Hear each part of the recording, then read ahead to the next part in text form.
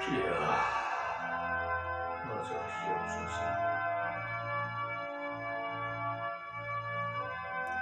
아버지, 이 세상이 너무 부패하고 어둡고 혼란스러우니 아버지야, 어서 오셔서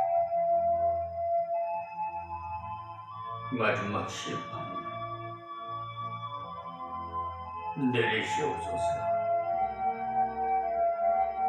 상처받은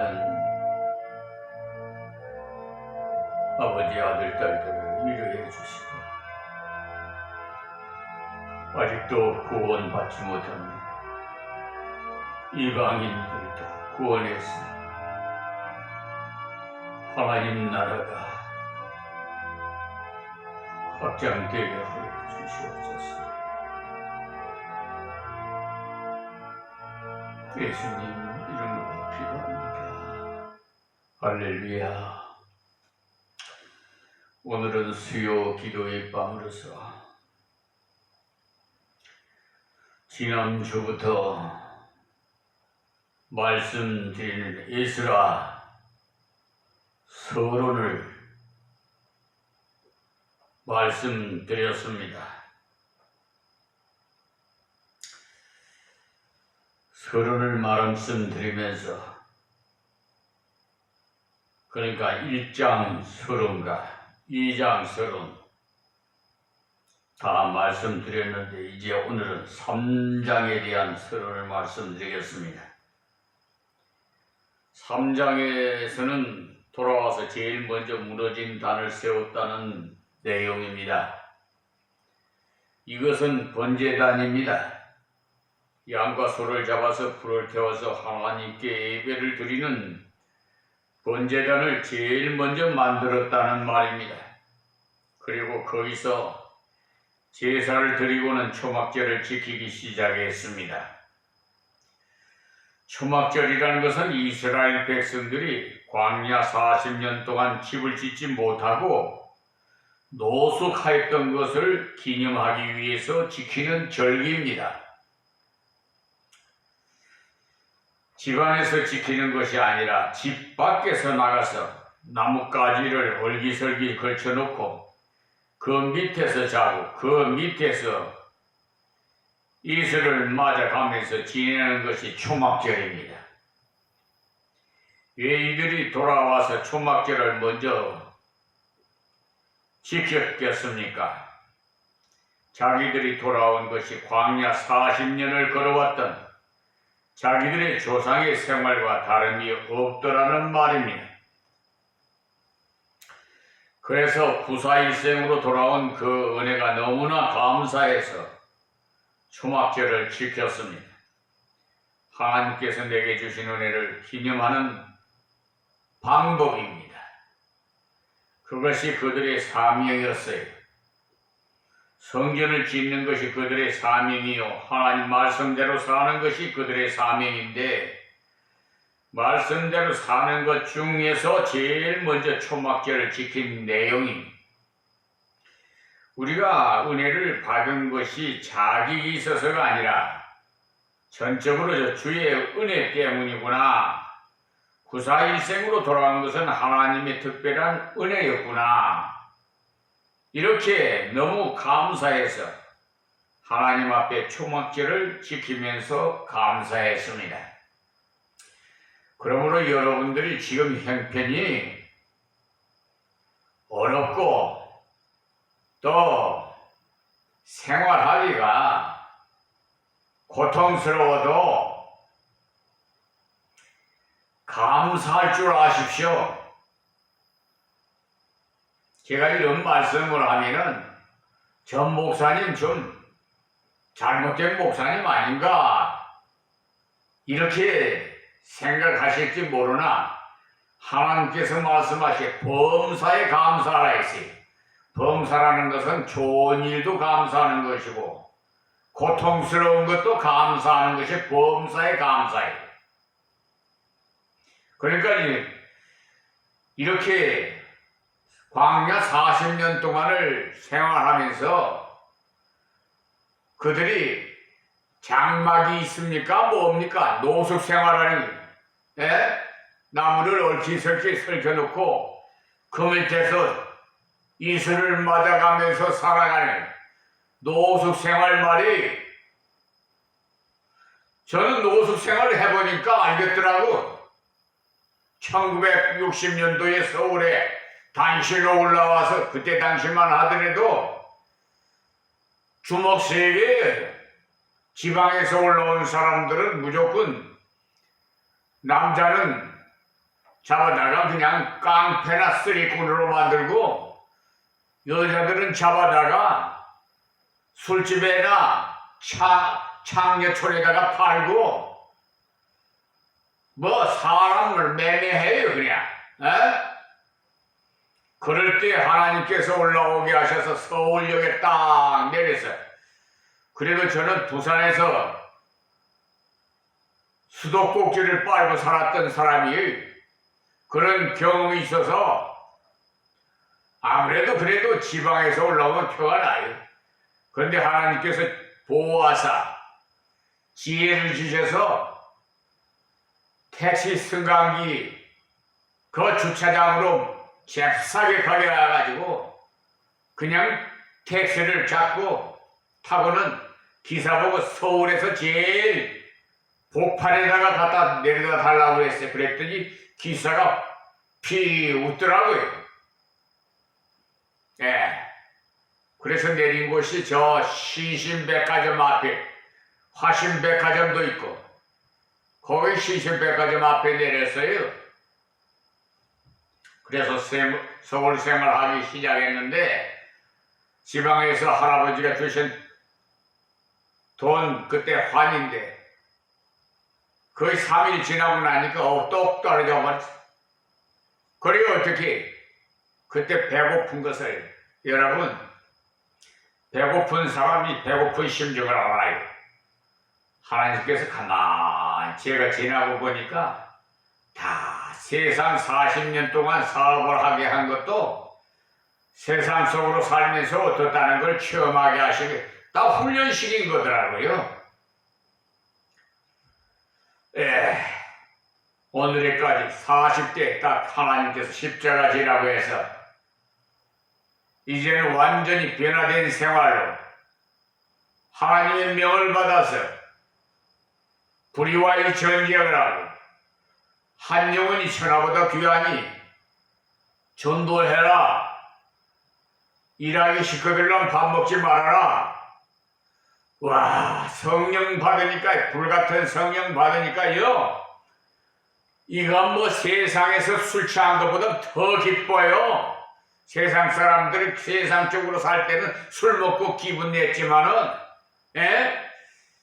하나님 십자가 지고 나는 성령의 술에 취하니까 그 기쁨이라는 것은요, 세상에서 술 취한 것보다 갑절 그에 비교할 수가 없어요. 할렐루야, 찬송하며. 전도 안 하고는 못 베기겠더라고요. 그냥 누가 전도해라 말하고 말 거 없어요. 그냥 밥만 먹으면 그냥 전도 나가요. 그리고 알바하면서도요, 그 뭐야, 인력소에 가면은, 속에서 가면은 순번대로 보내지요.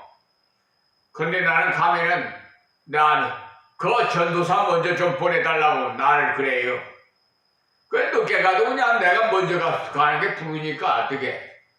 그러니까 왜냐하면 가서 예수의 흔적이 남도록 깨끗이, 이방인보다도 더 깨끗이 잘 해주면은 주인이 보든 안 보든 하면은 그 사람을 부르게 돼서 돈도 더 주더라고요. 신학교 다닐 때 말이에요. 그러니까 1인 뭐 3역 4역 뭐 전도가 알바 나가서도 그냥 전도한 거예요.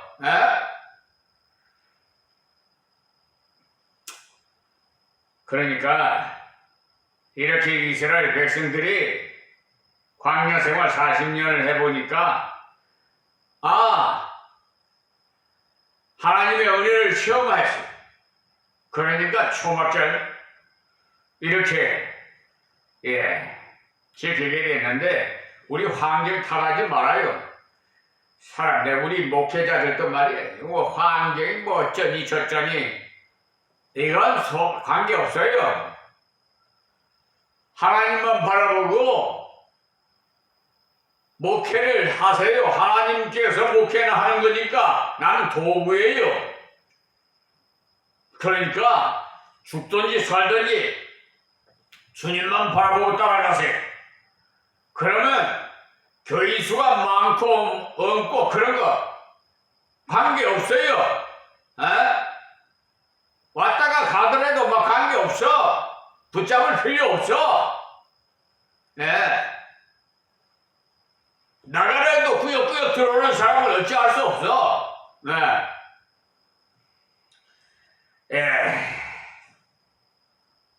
성전을 짓는 것이 그들이 삶이고 하나님 말씀대로 사는 그들의 삶인데 말씀대로 사는 것 중에 제일 먼저 초막절을 지키네. 그 다음에 마지막 부분에 가면 성전을 짓기 위해서 기초공사를 하는데요. 그 내용이 기초공사를 하는 중에 처음 보는 사람들은 기뻐서 찬송을 부르고 그때 돌아온 사람들 중에 나이가 90 정도 잡수신 분들이 있었던 것이 확실한데 그들은 전날에 솔로몬의 성전을 보았던 사람들로서 그들은 그 기초 쌓는 것을 보고는 통곡을 했다고 했어요. 90세 정도 되는 사람들도 바벨론에 가서 70년쯤 살았으니 이제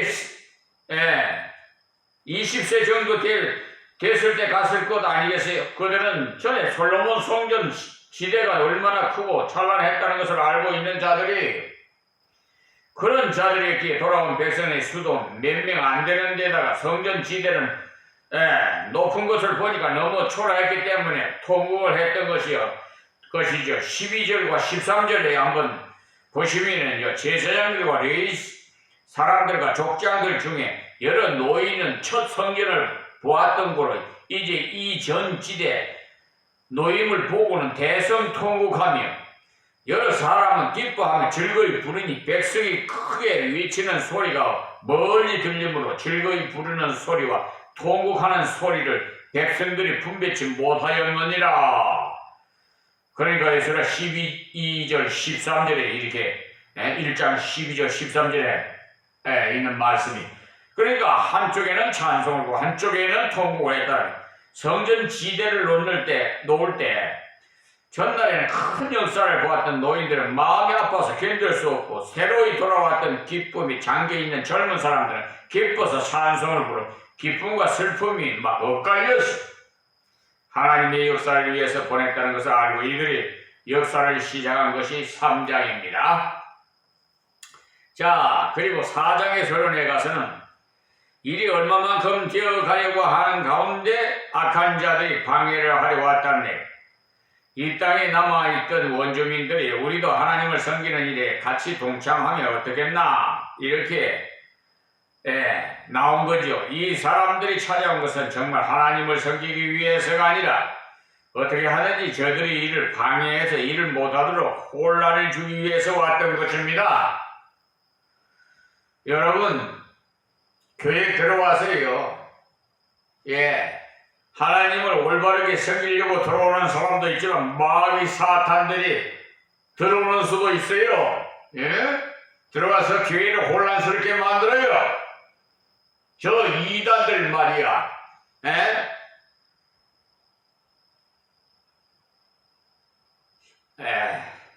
신천지같이 뭐 그런 자들이 아주 그냥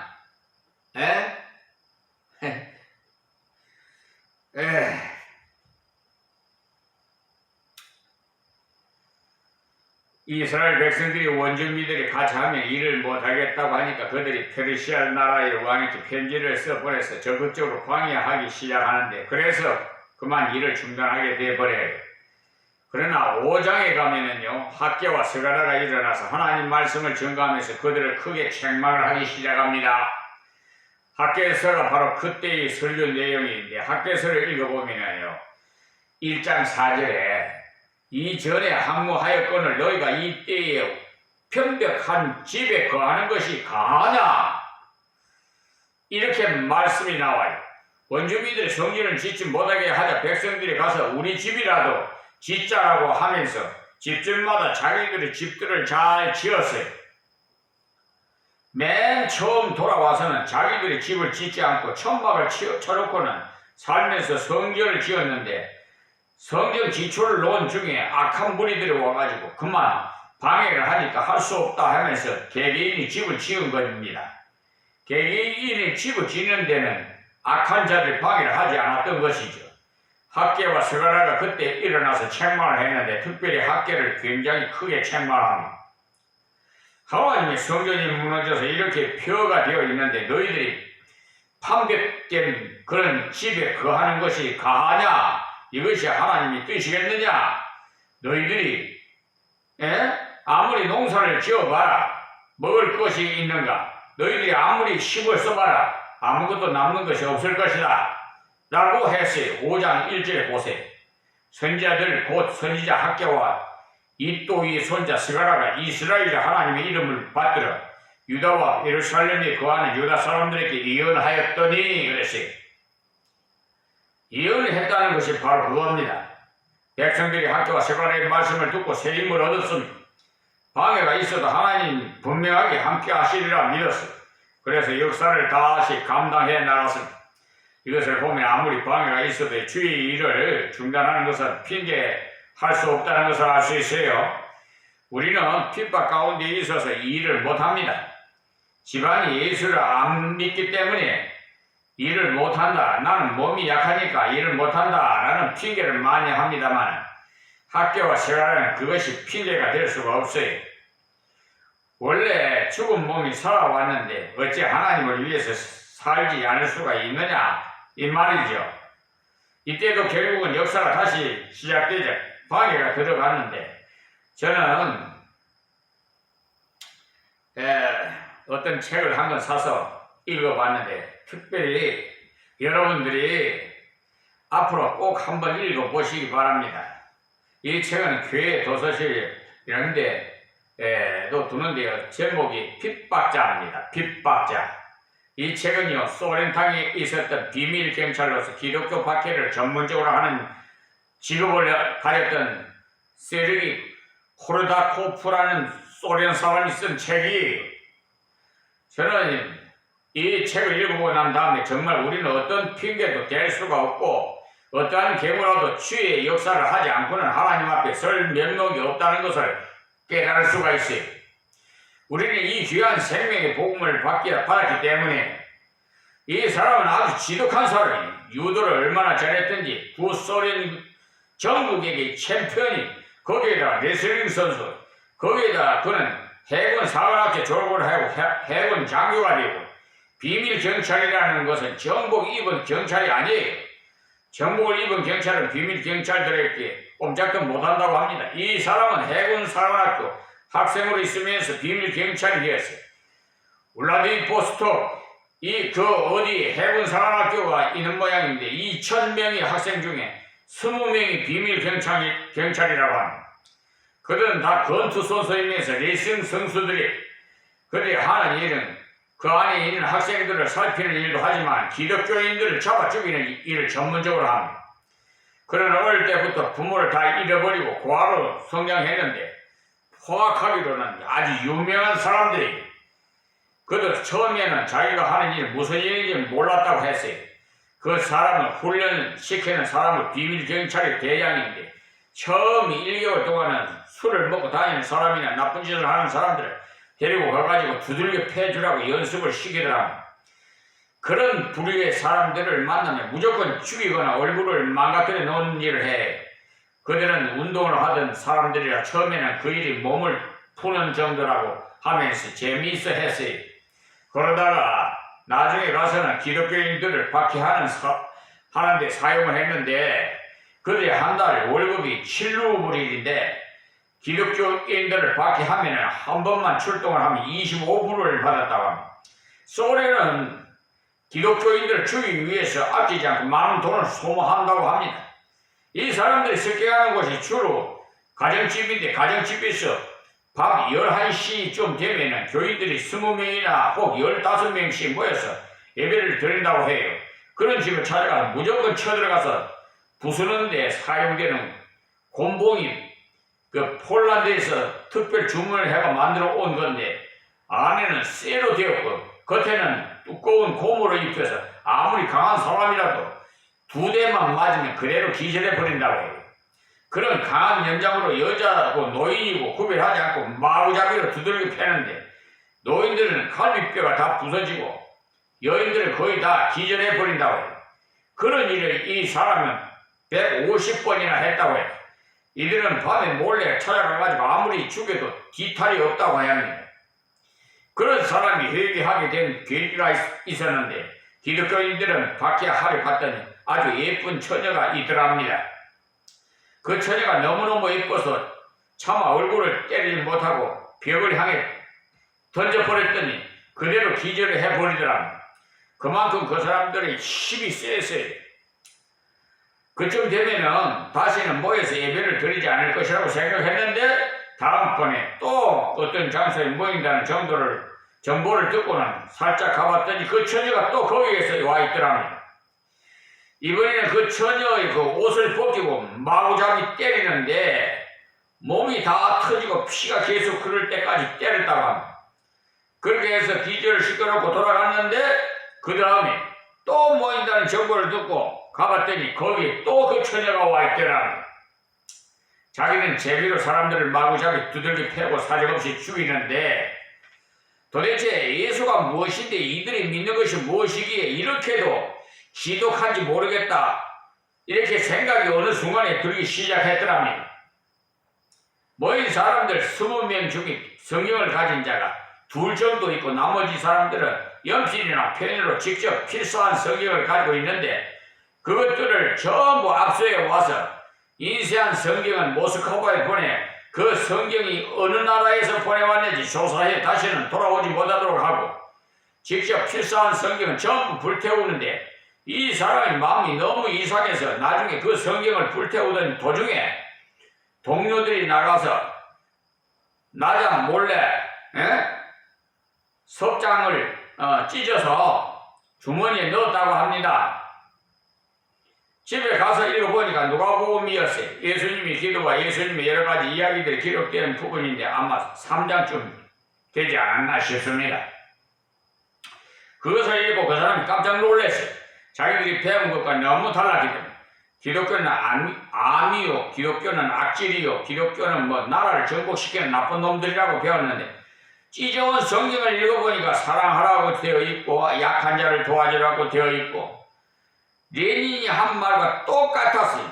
레닌이 약한 자를 도와주고 주동자를 도와주라고 했는데 성경을 읽어보면 전부 그와 똑같은 내용인데 왜 그런 내용을 믿는 사람을 핍박해야 하는지 모르겠다는 이상한 생각이 들기 시작했답니다. 그 다음에 또 한 번 찾아가라. 역시 기독교인들은 두들겨 팼는데 노인을 때리고서는 일으키라고 하니까 그 노인이 기도를 하는데 하나님 아버지 이 젊은 사람 회개하고 예수 믿도록 해주십시오. 이 사람을 용서해 주십시오라고 하더랍니다. 그 기도 소리에 너무 마음이 충격을 받아갖고 차마 때리지 못하고 있는데 그래도 나중에 가서 곤란해질 것 같아서 이를 악물고 때리려고 하는 순간에 아주 강한 손이 와서 자기를 꽉 붙잡고 뒤로 당기는데 뼈가 어긋나는 것 같더랍니다. 그래서 다른 기독교 신자가 뒤에서 자신을 그렇게 하는가 싶어가지고 뒤로 돌아봐도 아무도 없더랍니다. 하나님이 직접적 간섭이었어요. 너무나도 충격이 되어가지고 돌아와 버린 자같이 되어가지고 다른 동료들을 다 돌아갔는데 자신은 하지도 않고 그 자리에 있다가 나중에 돌아갔는데 경찰서에 돌아갔더니 도대체 왜 그렇게 했는가? 무슨 일인가? 이렇게 추궁을 하더랍니다. 이 사람이 그때부터 마음을 돌려먹고 나는 이제 그 일을 못하겠습니다. 이렇게 했다고 합니다. 그 후에 그 사람은 헤엄을 쳐서 캐나다로 도망을 가서 이 책을 쓰고는 암살을 당했다고 합니다. 그 사람은 이 책만 쓰지 않았더라면 죽지 않을 사람이 소련에서 비밀 경찰을 보내서 암살을 하도록 지령을 내렸기 때문에 죽음을 당했는데 이전에 몇 번이나 찾아와서 소련이 기독교인을 받게 한다는 말을 하지 말아라. 그 말만 하지 않으면 괜찮다. 그러나 그 말을 계속하면 지도자도 모르게 죽음을 당할 것이라고 협박을 하더랍니다. 그러나 그는 나는 빚진 자다. 나는 많은 사람을 죽였고 그 사람을 위해서 일을 하지 않으면 안 된다. 주를 위해서 일하지 않고는 견딜 수 없다. 이런 각오로 맞섰다고 합니다. 캐나다를 건너갈 때 5시간 동안 차가운 물속에서 있었는데도 기적적으로 살아서 캐나다 정부에서 그가 건너온 경로를 이야기하라고 했기 때문에 자신이 한 탈출 경로를 이야기했는데 그 사실을 믿지 않았어요. 5시간 동안 차가운 물속에서 살 수 없다고 하더랍니다. 자신도 기절을 해서 쓰러져 있었는데 파도에 밀려서 나와 살았어. 마지막으로 한 가지라도 말하지 않는 것이 있으면 말해보라고 했을 때 제가 다른 것은 다 말했는데도 기도했다는 것. 그것 한 가지는 말하지 않았습니다 라고 했다고 합니다. 캐나다 정부에서 기도했다는 것을 컴퓨터에 넣어 돌려보니까 5시간 만에 살 수 있다고 나오더랍니다. 기도라고 입력해서 돌린 것이 아니라 정신력이라고 입력해서 돌렸더니 5시간 동안 정신력만 있으면 차가운 물속에서 살 수 있다고 나오더랍니다. 그래서 결국 캐나다에서 그 사람을 받아 주었어요. 그 후에 그는 주를 위해서 생명을 바쳐 살아다가 22살에 죽었습니다. 그분의 간증을 우리에게 너무나도 귀한 교훈을 알려주는 내용인데요. 아무리 핍박이 심해도 거기에 주님의 임재를 체험한 종들은 결코 낙심하지 않고 승리한다는 것을 알았어요. 자기의 신앙을 지키는 정도가 아니라 역경 중에도 전도가 계속되는 것을 기록했어요. 사관학교가 있는 도시가 25만이 사는 도시인데 통계를 내보니까 예수 믿는 사람이 3,000명이라고 합니다. 굉장히 많은 숫자예요. 그런데 그들이 박해하는 2년이 지나자 예수 믿는 사람이 3만 명으로 불어나 버리더랍니다. 그가 처음 그 도시에 갔을 때 예수 믿는 사람이 3,000명이었는데 박해 계속할수록 예수 믿는 사람이 더 많아졌다는 거예요. 이 일은 오래전 이야기 아닙니다. 그러니까 1972년 소련을 탈출한 자인데 이 책을 쓴 것도 아마 이후의 일인 것 같아요. 지금 현재 이 지구 한 구석에는요 그와 같은 일이 일어나고 있다는 것을 우리는 알아야 돼요. 그들은 8명, 5명씩 앉아서 예배를 드린다 그렇게 죽어갑니다. 그들은 안 죽을 수도 있는데 그렇게 죽어가요. 첩자들이 와갖고 섞여서 같이 예배를 드리고 가서는 다음에 어디서 뭐 있는지 정보를 알려주기 때문에 그 대가로 그 사람들에게는 굉장히 많은 돈을 줍니다. 예수 믿는 사람들도 그 첩자들을 거의 다 알고 있어요. 모인 사람이라야 5명, 6명밖에 안 되는데 모를 리가 있겠습니까? 그래도 그 사람들은 물리치지 않습니다. 그 이유는 그 사람이 거기에 와서 복음을 듣고 예수를 믿을 것을 기대하기 때문에. 그리고 그 어두운 밤에 찬송을 부르지 않아도 될 것인데 꼭 찬송을 부릅니다. 그리고 성경을 읽고 예배를 드린다고 합니다. 그들은 그렇게 주의 사명을 다 감당하고 있습니다. 우리는 어떤 것으로도 핑계할 수 없다는 것을 알아야 합니다. 우리에게는 자유가 있어요. 마음껏 성경을 읽고 마음껏 찬송을 해도 아무리 방해하지 않습니다. 아무도. 아무리 전도를 해도 우리를 잡아가는 사람 없어요. 그렇기 때문에 우리에게는 참으로 큰 사명이 매여 있다는 것을 알아야 합니다.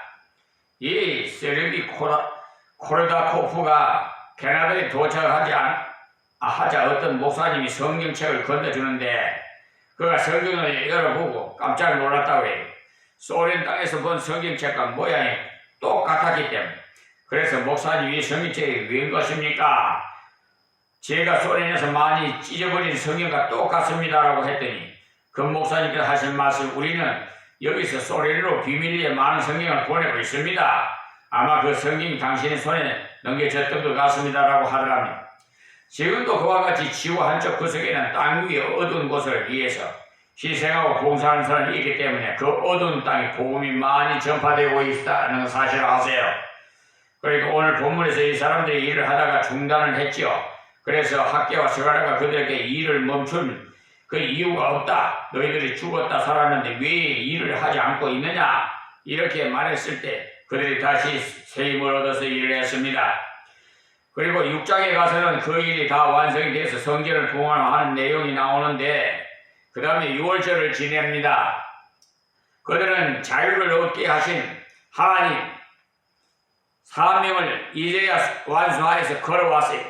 6월절이 바로 광고예요. 그게 자, 우리나라의 광고 해방된 것 같이 하나님께서 주신 사명을 완수했을 때 그들은 참 기쁨이 가득 차서 즐거운 절기를 지키면서 살았어. 그러나 거기서 그쳐서는 안 돼. 7장에 넘어가면 에스라가 돌아온 내용이 나오는데 다른 사람들은 데리고 돌아왔어요. 에스라는 주로 하나님 말씀을 가르치는 일을 감당합니다. 소련 사람 세르기 코르다코프가 예수를 핍박하면서 한 가지 이상한 게 느낀 것은 사람들이 아무리 두들겨 맞아도 성경책은 절대 손에서 놓지 않더라는 겁니다. 기절하기 전에 절대 성경책을 놓지 않는 것을 보고 그 성경책이 도대체 무엇이기에 죽음을 무릅쓰고도 놓지 않으려고 하는지 궁금해서 찢어서 읽어봤다고 했지 않습니까? 예서라도 다른 것은 하지 않고 말씀을 가르치기를 했어요. 7장 7절에 보시면 이 에스라가 바빌론에서 올라왔으니 저는 이스라엘 하나님 여호와께서 주신 바 모세의 율법에 익숙한 학사로서 그 하나님 여호와의 도우심을 입음으로 왕에게 구하는 것은 다 받은 자들아. 스가랴 7장 7절의 말씀입니다. 그리고 10절에 보시면 에스라가 여호와의 율법을 연구하여 준행하여 윤리와 규례를 이스라엘에 가르치기로 결심하였더라고 10장 10절의 말씀입니다. 에스라가 주로 한 일은 이미 구원받은 자, 이미 새 생명이 있는 사람을 장성케 하는 일이었어요. 보십시오. 여기 상당한 역사가 있었지만 말씀을 배우는 일을 계속하지 않으면 사명을 다할 수가 없습니다. 그러니까 신앙생활에서도 신앙생활은 방황하면 그냥 소멸돼버려요. 그걸 아셔야 돼요. 계속적으로 우리 육신의 양식을 안 먹으면 죽지 않아요. 밥 한 끼를 하루라도 안 먹어봐요. 여러분 어떤 심정인지. 배고파서 어때요? 영의 양식은 더 중요해요. 그래서 영혼이 잘 되고 범사가 잘 되려면 여러분 영혼이 살려면 하나님 말씀을 먹어야 돼요. 그래서 에스라가 돌아와서 다시 말씀을 가르치기 시작하는데 8장에 보시면 2차 귀환한 사람들이 명단이 쭉 나와요. 그러나 돌아와서 어려움도 나와 있습니다. 9장에 가보면 에스라가 깜짝 놀랍니다. 먼저 돌아와서 사람들이 성전도 짓고 일도 잘하는데 생활이 엉망이에요. 이방 여자들과 결혼해서 아이를 낳고 낳았어요. 인물만 예쁘면 그냥 이방인이 그냥 데려와가지고 그냥. 이때 에스라가 옷을 찢고 하나님 앞에서 크게 회개하면서 기도를 합니다. 9장은 회개의 기도가 전체를 차지하고 있어요. 에스라는 그들의 생활 하나님 말씀이 겨우 거울을 달아보니까 또다시 하나님이 진노를 맞을 수밖에 없다는 것을 깨달았어요. 그래서 크게 기도하면서 자기가 그 백성을 대신해서 회개했습니다. 그래서 저에게도 전에도 말씀드렸지만은 우리 신학교 교수님이 세상에 여자들 못 파는 곳에서 뛰쳐나와요. 나는 전도로 나가는데. 그래 하나님께서 네 모습이다. 네가 기도해라. 그래서 그 교수님을 위해서 기도했습니다. 그랬더니 이렇게 10장에서는 그 백성들도 다 같이 회개하는 역사